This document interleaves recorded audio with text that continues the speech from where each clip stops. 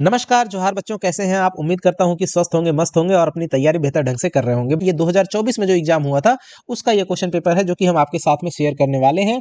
इसमें हम देखेंगे कि क्वेश्चन को कैसे सॉल्व किया जाता है और कैसे बनाया जाता है। तो चलते हैं, पहला क्वेश्चन देखते हैं। ये है Fe2O3 और +2Al दे देता है Al2O3 +2Fe। बच्चों ये एक रिएक्शन दिया हुआ है और इस रिएक्शन में आपको पूछ रहा है ऊपर दी गई अभिक्रिया किस प्रकार की है। संयोजन, वियोजन, द्विविस्थापन और विस्थापन, इसमें से आपको बताना है। तो आप अगर स्पष्ट रूप से देखें, जो Fe2O3 लिखा हुआ है यानी कि आयरन ऑक्साइड लिखा हुआ है, ये यहाँ से आयरन जो होता है, ऑक्सीजन यहाँ पे आयरन की जगह पे कौन आ जाता है, एल्यूमिनियम ले लेता है। यानी कि एल्यूमिनियम आयरन को रिप्लेस कर दे रहा है, अर्थात प्रतिस्थापित कर दे रहा है। राइट। तो क्या कर दे रहा है, डिस्प्लेस कर दे रहा है या रिप्लेस कर दे रहा है। इसको क्या कर देता है, विस्थापित कर दे रहा है। तो इसका मतलब इसमें कैसी अभिक्रिया हो रही है, विस्थापन अभिक्रिया। बच्चों मैं यहाँ पे कुछ और बातें आपको एडिशनल बताने चल रहा हूँ, उसको आप ध्यान रखिए। एक होता है सक्रियता श्रेणी, राइट। एक्टिविटी सीरीज होती है यानी सक्रियता श्रेणी, जिसमें जो तत्व होते हैं, जैसे आपका इस श्रेणी में सबसे ऊपर जो सबसे अधिक अक्रियाशील तत्व होता है वो है पोटेशियम। उसके बाद है आपका सोडियम आता है, फिर आएगा कैल्शियम, फिर मैग्नीशियम, फिर आपका एल्यूमिनियम आ जाएगा। एल्यूमिनियम के बाद बच्चों जिंक आ जाता है, जिंक के बाद आपका आयरन आ जाएगा, आयरन के बाद पीबी, इसको लेड बोलते हैं, फिर हाइड्रोजन आएगा, कॉपर आ जाता है, कॉपर के बाद फिर आपका मरकरी आ जाएगा, मरकरी के बाद आपका सिल्वर आ जाएगा, सिल्वर के बाद आपका गोल्ड आ जाएगा, एयू। राइट। तो इस तरह से जैसे जैसे आप नीचे जाते हो वैसे वैसे इसकी सक्रियता क्या हो जाएगी, सक्रियता क्या हो जाएगी, कम होती जाती है। राइट। और जैसे जैसे ऊपर जाते हो, ऊपर की तरफ बढ़ोगे तो सक्रियता जो होती है वो अधिक होती जाएगी। राइट। तो इस तरह से, और जो तत्व है, अब कौन किसको विस्थापित करता है, यहाँ पर टेक्निक देखिए। जैसे यहाँ पे एक तत्व था आयरन Fe और दूसरा था हमारा एल्यूमिनियम। अब कौन किसको विस्थापित करेगा, किस यौगिक से। तो ध्यान देना, जो अधिक अभिक्रियाशील होता है वो कम अभिक्रियाशील को क्या कर देता है, विस्थापित कर देता है। अच्छा, अधिक अभिक्रियाशील कैसे जानेंगे, अब यहाँ पे दो है हमारे पास, एक आयरन है और एक एल्यूमिनियम है। कैसे जानेंगे कि दोनों में कौन अधिक अभिक्रियाशील है। तो यहाँ से तुरंत सक्रियता श्रेणी ये आप जो है चेक कर लीजिए। इसमें देखिए आपका एल्यूमिनियम कहाँ पे है, ये रहा एल्यूमिनियम। और आपका आयरन कहाँ है, आयरन जो है एल्यूमिनियम के नीचे है। यानी एल्यूमिनियम जो है अधिक एक्टिव है, अधिक अभिक्रियाशील है, और जो आयरन है वो एल्यूमिनियम की अपेक्षा कम अभिक्रियाशील है। राइट। तो हर एक पदार्थ, हर एक तत्व जो है वो अपने से ऊपर वाले से क्या होते हैं, कम अभिक्रियाशील होते हैं। या फिर जो सबसे ऊपर रहते हैं, जो पदार्थ ऊपर रहते हैं वो अपने से नीचे वाले से अधिक अभिक्रियाशील होते हैं। जैसे इसमें सबसे टॉप पे पोटेशियम आता है, तो पोटेशियम इनमें सबसे जो है अधिक अभिक्रियाशील होगा। तो अगर पोटेशियम किसी के साथ में रिएक्ट कर रहा होता तो पोटेशियम उसको डिस्प्लेस कर देता। तो बच्चों इस तरह से डिस्प्लेसमेंट रिएक्शन होती है, तो आपको जान जाना चाहिए। अच्छा, संयोजन अभिक्रिया क्या है, संयोजन का मतलब जुड़ जाना, इसको कॉम्बिनेशन रिएक्शन भी कहते हैं। जैसे कोई अलग अलग दो यौगिक है A+B, ये मिलकर के एक तीसरा यौगिक C बना देंगे। तो इस तरह से अगर कोई रिएक्शन होता है इसको हम लोग कॉम्बिनेशन रिएक्शन कहते हैं, ये फॉर्मूला बन जाएगा। वियोजन अभिक्रिया ठीक इसका उल्टा होता है। जैसे कोई यौगिक है ए, ये दो अलग अलग यौगिकों में टूट गया, इसको बोलते हैं वियोजन अभिक्रिया या डिकम्पोजिशन रिएक्शन। राइट। इसी तरह से द्विविस्थापन अभिक्रिया होती है, जिसमें आपका आयन का स्थानांतरण होता है आपस में, उसको द्विविस्थापन अभिक्रिया कहते हैं। अब आगे बढ़ते हैं बच्चों, आई होप कि आपको ये कॉन्सेप्ट समझ में आ गया होगा। देखो बच्चों, आपको मॉडल पेपर जो सॉल्व करा रहे हैं, इसका मतलब है कि आपको कुछ अच्छे अच्छे नियमों से अवगत कराएं और किस तरह से क्वेश्चंस को सॉल्व किया जाता है उनको आपको सीखना है, टेक्निक्स को सीखना है। देखिए समीकरण दिया हुआ CuO है ना, कॉपर ऑक्साइड है, हाइड्रोजन के साथ रिएक्शन देता है तो ये कॉपर और प्लस पानी ये बन जाता है। इसमें ये इस अभिक्रिया में आपसे पूछता है कि कौन सा पदार्थ अपचयित पदार्थ है। अपचयित इंग्लिश में अगर यहाँ पे देखोगे बच्चों, तो इंग्लिश में लिखा हुआ है which in this reaction the substance reduce मतलब रिडक्शन हो रहा है, अर्थात अपचयन। किस पदार्थ का अपचयन, किस पदार्थ का अपचयन इसमें हो रहा है, ये आपको बताना है। तो देखिए कैसे इसको हम चेक करते हैं बच्चों, इसको आपको समझना है। तो कोई पदार्थ अपचयित हो रहा है या ऑक्सीकृत हो रहा है, इसके लिए सबसे पहले बच्चों हमको इसके बारे में जानना पड़ता है, ऑक्सीडेशन, ऑक्सीडेशन स्टेट। राइट। या ऑक्सीडेशन नंबर से हम लोग चेक करते हैं। अच्छा, अपचयन और उपचयन ये दो चीजें आती हैं, ऑक्सीकरण और अपचयन, ये आता है ऑक्सीडेशन एंड रिडक्शन। ऑक्सीडेशन, पहले इसको समझ जाइएगा, ये भी क्वेश्चन बड़ा अच्छा आता है, एंड रिडक्शन, और इसी से संबंधित है ये ऑक्सीडेशन एंड रिडक्शन। इसको ऑक्सीकरण कहते हैं हिंदी में, ऑक्सीकरण, इसको अपचयन कहते हैं बच्चों। राइट। अच्छा, जिसका ऑक्सीकरण होगा वो ऑक्सीडाइज कहलाएगा और जिसका अपचयन होगा वो अपचयित पदार्थ कहलाता है। राइट। तो अब होता क्या है, इसको हम तीन तरह से चेक करते हैं, ऑक्सीडेशन है या रिडक्शन है, इसको तीन तरह से चेक करते हैं। पहला, अगर ऑक्सीडेशन कब होगा, ऑक्सीडेशन तब होता है जब जो है कोई पदार्थ जो है ऑक्सीजन के साथ में क्या हो, ऐड हो, राइट, जुड़ता हो। अच्छा, रिडक्शन कब कहेंगे, अगर किसी पदार्थ के साथ जो ऑक्सीजन है वो क्या हो, रिड्यूस हो या हटे, राइट, ये क्या हो जाए, हट जाए। दूसरा तरीका क्या है, हाइड्रोजन तत्व से हम लोग पहचान करते हैं, अगर हाइड्रोजन जो है किसी यौगिक से क्या हो जा रहा है, हट रहा है, तो अलग हो रहा है, तब उसमें हम कहेंगे ऑक्सीडेशन होगा। अगर हाइड्रोजन किसी के साथ में जुड़ता है, राइट, जुड़े, ऐड हो, तब हम कहेंगे उसमें रिडक्शन है। तीसरा तरीका है ऑक्सीडेशन रिडक्शन पहचानने का, वो है बच्चों ऑक्सीडेशन नंबर के घटने या बढ़ने से। किससे, ऑक्सीडेशन नंबर, यहां में ऑक्सीडेशन नंबर के घटने या बढ़ने या फिर घटने से। राइट। अब कैसे, ऑक्सीडेशन स्टेट में देखिए, अगर ऑक्सीडेशन नंबर अगर बढ़ता है बच्चों, ध्यान देना, अगर किसी भी तत्व का ऑक्सीडेशन नंबर आपका क्या हो जाता है, ऑक्सीडेशन नंबर अगर बढ़े, तब ऐसी केस में वो जो तत्व होगा उसका क्या होगा, ऑक्सीडेशन होगा, उसका क्या होगा, ऑक्सीडेशन होगा, और वो तत्व जो है ऑक्सीडाइज कहलाएगा, ऑक्सीडाइज्ड। राइट। अगर ऑक्सीडेशन नंबर जो है आपका घटे, अगर ऑक्सीडेशन नंबर जो है आपका घटता है, राइट, इसका मतलब क्या होता है कि रिडक्शन हो रहा है, रिडक्शन, रिडक्शन हो रहा है, और वो तत्व जो है रिड्यूस हुआ, वो तत्व क्या हो जाता है, रिड्यूस हो जाता है। तो इस तरह से हम लोग जानते हैं। तो अब जैसे इस क्वेश्चन में देखो बच्चों, अब कहोगे एक क्वेश्चन आता है कि ऑक्सीडेशन नंबर हम लोग निकालते कैसे हैं, तो वो बहुत आसान तरीका होता है। तो यहां पे देखो, जैसे कॉपर ऑक्साइड है CuO, इसमें कॉपर की ऑक्सीडेशन नंबर, तो कॉपर की ऑक्सीडेशन नंबर को x मान ले, ऑक्सीजन का ऑक्सीडेशन नंबर होता है -2, बराबर 0 करेंगे तो x बराबर 2 आ गया। यहाँ पे कॉपर की ऑक्सीडेशन नंबर कितनी है, 2। अब सॉरी, यहाँ पे इस इक्वेशन में, यहाँ पे इसमें जो है कॉपर की ऑक्सीडेशन नंबर कितनी निकल के आई, 2। अच्छा, हाइड्रोजन की ऑक्सीडेशन नंबर कितनी है, हाइड्रोजन की ऑक्सीडेशन नंबर यहाँ पे 0 है, और यहाँ कॉपर की ऑक्सीडेशन नंबर यहाँ पे 0 आ जाती है, और हाइड्रोजन की ऑक्सीडेशन नंबर यहाँ पे +2 आ जाती है। तो ध्यान देना, हाइड्रोजन क्या हो रहा है, हाइड्रोजन की ऑक्सीडेशन नंबर 0 से +2 हो जा रही है, जबकि कॉपर की ऑक्सीडेशन नंबर आपका +2 से 0 हो जा रही है, घट जा रही है। तो ध्यान देना, अभी यहाँ बताया गया कि कौन ऑक्सीडाइज होगा, कौन रिड्यूस्ड होगा। तो जिसकी ऑक्सीडेशन नंबर जिसका घट रहा होगा वो आपका रिड्यूस होगा। तो किसका ऑक्सीडेशन नंबर घट रहा है, तो बच्चों कॉपर का घट रहा है, राइट। तो इसलिए कॉपर जो होगा वो क्या हो रहा है, रिड्यूस हो रहा है, और कॉपर का क्या कहलाए, क्या कहेंगे, कॉपर का रिडक्शन हो रहा है, राइट। तो इस तरह से इसका सही आंसर क्या बन जाएगा, Cu। अगर यहीं पर कह देता कौन सा ऑक्सीडाइज हो रहा है, ऑक्सीकृत हो रहा है, तो आंसर हो जाता है हाइड्रोजन।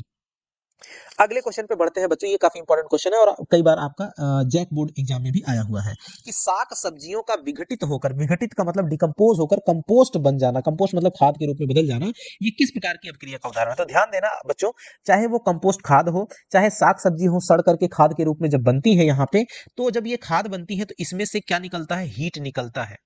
हीट क्या होता है, ऊपर में निकलता है, हीट जनरेट होता है एक प्रकार से। तो अगर ऐसी कोई रिएक्शन हो जिसमें ऊष्मा जो है जनरेट हो, अभिक्रिया होने पर ऊष्मा जनरेट हो, अभिक्रिया होकर के क्या हो रहा है, वो जो साग सब्जियां हैं वो क्या होती हैं, टूटती हैं, विघटित होती हैं, सड़ती हैं, और सड़ने पर उनमें ऊष्मा जनरेट होती है। ऐसी कोई भी अभिक्रिया जिसमें ऊष्मा जनरेट हो अभिक्रिया के दौरान, उसको हम ऊष्मा छेपी अभिक्रिया कहते हैं, एक्सोथर्मिक रिएक्शन कहते हैं। ऑप्शन नंबर 3 बच्चों ये आपका करेक्ट होगा। अच्छा, अगर किसी अभिक्रिया में ऊष्मा बाहर से लेनी पड़े अभिक्रिया को कराने के लिए, तब उसको हम ऊष्मा शोषी कहते हैं। शोषी मतलब बाहर से उसमें जरूरत पड़ रही है। वियोजन अभी ऊपर हमने बताया, ये संयोजन भी ऊपर अभी आपको बताया गया है। आगे बढ़ते हैं, 44 नंबर का क्वेश्चन देखिए, कितना अच्छा और कितना सिंपल क्वेश्चन है अगर चाहो तो समझने के लिए। देखिए, निम्न में से कौन 7 से कम पीएच, 7 से कम पीएच देगा। ध्यान देना, ब्लड क्या होता है, क्षार होता है, सोडियम हाइड्रोक्साइड क्षार है, मिल्क ऑफ मैग्नीशिया क्या है, क्षार है। इसमें जठर रस जो है ये क्या है, एसिडिक नेचर का होता है, यानी कि अम्लीय होता है, इसलिए इसका जो है पीएच 7 से कम होगा। अच्छा, मैं पीएच के बारे में भी थोड़ा बता दूं, ये एक पीएच स्केल होती है इस तरह से बच्चों, जिसपे 14 खाने बने होते हैं, इस तरह से, राइट, 14 खाने बने होते हैं। यहाँ पे आपका 1 2 3 4 5 6 7 8 9 10 11 12 13 और ये 14, राइट। एक और यहाँ 0 का बॉक्स रहता है शायद, यस, राइट, ये इस तरह से रहेगा। और ये जो 7 वाला खाना है, ये 7 वाला बड़ा स्पेशल है, ये जो है आपका न्यूट्रल रहता है। ये क्या होता है, उदासीन। अगर कोई किसी तत्व का पीएच जो है आपका 7 है तो वो आपका न्यूट्रल रहेगा, उदासीन, राइट। अब जो है 7 से अगर कम रहेगा तो वो अम्लीय होगा। कैसा होगा? अम्लीय। 7 से ज्यादा अगर पीएच है तो वो क्या हो जाएगा आपका? क्षारीय होता है, क्षारीय। अब यहाँ पे देखिए जो 7 से कम रहेगा, अम्लीय है, तो इसका जो कलर होता है इस पीएच स्केल का, ये आपका होता है इधर रेड में होगा, और ये आपका ब्लू। जैसे जैसे इधर जाओगे, इस साइड में जाओगे तो आपको ब्लू मिलेगा, और जैसे जैसे इस साइड में जाओगे तो रेड। अगर कहता है, क्वेश्चन पूछता है कि कोई ऐसा तत्व है जो नीले लिटमस पेपर को लाल बदल देता है, नीले को किस में बदल देता है? लाल में। नीले से लाल में बदल देता है, तो पक्का वो क्या होगा? अम्लीय होगा। अगर कोई विलयन है जो कि लाल लिटमस पेपर को नीले में बदल देता है, अगर लाल को नीले में बदल देता है, तो पक्का वो क्या होगा? क्षारीय होगा। तो इससे बच्चों हम ये वाले क्वेश्चन भी आसानी से बना सकते हैं। आई होप कि आपको समझ में आया होगा। और आगे बढ़ते हैं। बेमेल ऑक्साइड, देखो बेमेल का मतलब जो इनमें से एक जैसा नहीं है, एक जाति का नहीं है। बेमेल ऑक्साइड को निकालिए तो ध्यान देना, सोडियम ऑक्साइड है, सल्फर डाइऑक्साइड है, यहाँ पे कॉपर ऑक्साइड है और कैल्शियम ऑक्साइड है। तो यहाँ पे देखना, सोडियम हो गया, कॉपर हो गया और कैल्शियम हो गया, ये तीनों क्या है? ये आपके मेटल्स हैं। क्या है ये? मेटल्स। इसलिए Na2O, CuO और CaO, ये तीनों क्या हो जाएंगे? आपके धात्विक ऑक्साइड। जबकि S सल्फर जो होता है ये आपका अधातु है, इसलिए ये बेमेल हो जाएगा, ये अधात्विक ऑक्साइड हो जाएगा, राइट। इस तरह से बच्चों आपको पहचान करनी पड़ेगी। आगे बढ़ते हैं, क्वेश्चन नंबर 46 देखिए, अम्ल वर्षा का पीएच क्या होता है? अम्लीय वर्षा जो एसिडिक रेन होती है, एक्चुअली एसिडिक रेन होती क्या है?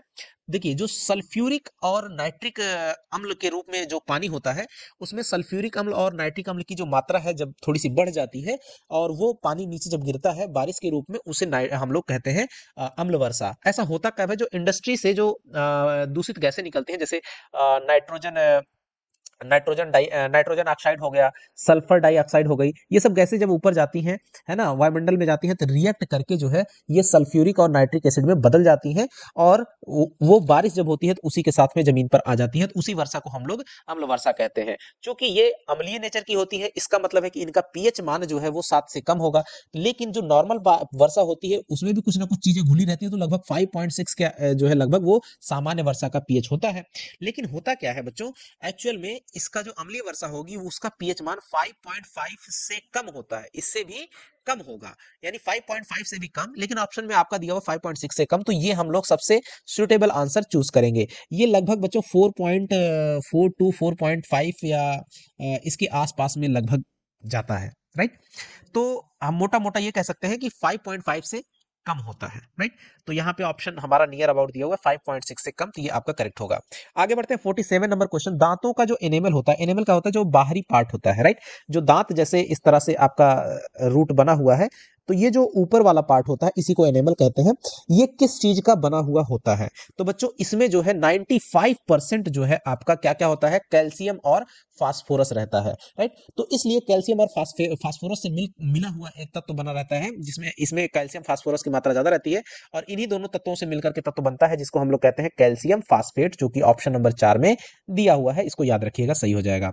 अगले क्वेश्चन की तरफ बढ़ते हैं। देखिए 48 नंबर का क्वेश्चन है, निम्न में से कौन उदासीनीकरण यानी न्यूट्रलाइजेशन रिएक्शन, न्यूट्रलाइजेशन रिएक्शन होता क्या है बच्चों? एसिड एसिड प्लस बेस, ये जो दे देता है आपको सॉल्ट और प्लस H2O पानी, यही जो है आपका न्यूट्रलाइजेशन रिएक्शन होता है। अगर कहीं पर है तो वो आपका उदासीनीकरण अपक्रिया होगी। लेकिन इसमें कह रहा है कि कौन सा नहीं है, कौन सी उदासीनी अपक्रिया का उदाहरण नहीं है। तो देखिए यहाँ पे ये बेस है, ये एसिड है, ये सॉल्ट है और ये पानी है, पक्का ये उदासीनीकरण अपक्रिया का उदाहरण है। दूसरा Na2CO3 है ना, ये आपका सोडियम कार्बोनेट है। लेकिन सोडियम कार्बोनेट क्या है? ये ना तो अम्ल है ना तो क्षार है, ये एक प्रकार का लवण है, और ये अम्ल के साथ अपक्रिया कर रहा है। तो भाई लवण और अम्ल मिलकर के उदासीनी अपक्रिया में भाग नहीं देते। ये हमने जो आपको बताया ये फॉर्मूला ये होता है, एसिड और बेस मिलकर के सॉल्ट और पानी बनाते हैं। तो ये ऑप्शन नंबर 2 में जो दिया हुआ है, ये सॉल्ट और एसिड का जो है, ये देखिए सॉल्ट प्लस एसिड रिएक्ट कर रहा है, तो ये आपका उदासीनी अपक्रिया कभी भी नहीं होगी। बाकी ये भी देखिए अम्ल और क्षार मिलकर के बना रहे हैं, ये भी अम्ल और क्षार के साथ में हो रही है अपक्रिया, और पानी बन रहा है, न्यूट्रल हो रहा है। इस तरह से हमने देखा कि इसका ऑप्शन नंबर 2 आपका करेक्ट हो जाएगा। बढ़ते हैं अगले क्वेश्चन की तरफ। ये देखिए यहाँ पे इंजीनियरिंग मेडिकल लिखा ही हुआ है, आप देख रहे होंगे कि दोनों में ये काम करता है। बच्चों अगर वीडियो पसंद आ रहा हो तो जरूर लाइक कीजिएगा, और चैनल पे नए हैं तो सब्सक्राइब भी कर लीजिएगा, क्योंकि काफी मेहनत लगती है आपके लिए। अगर हम इतना कर रहे हैं तो आप तो मेहनत करिए करिए, है ना। चलिए आगे बढ़ते हैं। बेकिंग सोडा, बेकिंग सोडा को खाने वाला सोडा भी कहते हैं, है ना बच्चों, जिसको हम लोग फूड, कई सारे विभिन्न प्रकार के जो बेकरी वाले फूड होते हैं उनमें हम लोग इसका इस्तेमाल खूब करते भी हैं। तो कह रहा है कि बेकिंग सोडा जो होता है, बेकिंग सोडा है ना, NaHCO3, NaSCO3, राइट। तो ये जो सोडियम हाइड्रोजन कार्बोनेट बोलते हैं या सोडियम बाई कार्बोनेट बोला जाता है, बेकिंग सोडा का फार्मूला कई बार ये भी पूछ लिया जाता है। इसके उत्पादन में क्या प्रयोग होता है, ये बनता कैसे है, तो इसमें क्या क्या लगता है। तो बच्चों ये बनता कैसे है, इसमें सबसे पहले हम क्या लेते हैं, सोडियम क्लोराइड यानी नमक NaCl, इसको घोल देते हैं किसमें, पानी में, यानी कि H2O, और साथ ही साथ कार्बन डाइऑक्साइड CO2, और साथ ही साथ में आपका जो अमोनिया होती है NH NH3, NH3, ये जो है आपको दे देता है NH4Cl और दे देता है NaHCO3। यही जो है आपका क्या कहलाता है, बेकिंग सोडा कहलाता है, राइट। तो इस तरह से हमने देखा कि इसमें किसका किसका इस्तेमाल हुआ। तो इस ऑप्शन से आप देख पा रहे हो, ऑप्शन नंबर 1 में दिया हुआ है सोडियम क्लोराइड अर्थात जो खाने वाला नमक है उसका इस्तेमाल जो है बेकिंग सोडा के उत्पादन में किया जाता है। तो सोडियम क्लोराइड, पानी, कार्बन डाइऑक्साइड और अमोनिया, राइट, अमोनियम आयन, इतने को मिलाते हैं तब हमारा जो है अमोनियम क्लोराइड यहाँ बनता है, और साथ ही साथ में यहाँ पे हाइड्रोजन, सोडियम हाइड्रोजन कार्बोनेट भी बनता है, या फिर सोडियम बाइकार्बोनेट भी बनता है। तो बच्चों इस वीडियो में इतना ही रखते हैं, अगले वीडियो में इसके आगे के क्वेश्चन को कवर करेंगे। मिलेंगे, तब तक के लिए नमस्कार, जय हिंद बच्चों।